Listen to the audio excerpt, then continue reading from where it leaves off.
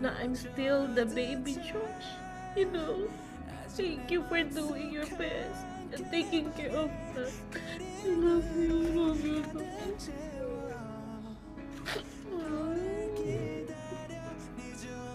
Siyempre, ikaw, baby ko.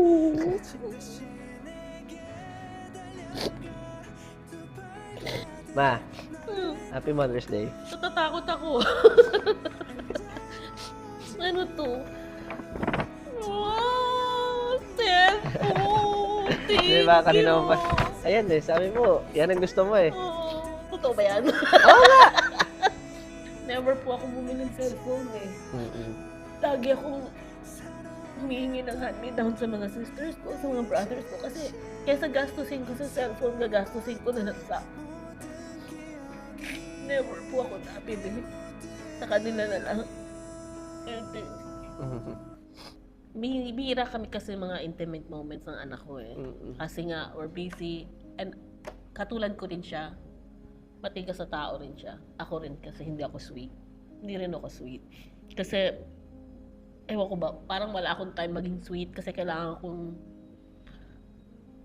ayusin yung kung ano dapat ko ayusin sa buhay. Pero syempre, namimiss ko yung sweetness na nung bata siya. So, pinayak mo ko. Pero happy ako. Simple things makes me happy po. Kaya, yun lang naman pangarap ko eh, yung banding tayo, makasama kita, ganyan, ganito, kayo na ate mo, mga anak ko. Yun lang, masaya na kaya ako. Thank you.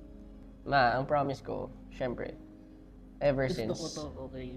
syempre, tutulungan ko kayo. Kahit ano naman mangyari, nandito ako para sa inyo. Mentally, physically, ako ang, syempre, pinakamatatakbuhan nyo kahit anong problema pa yan. Alam mo yun. And ayun. Kasi siya nang tumayong father eh, sa papadre de pamilya sa amin.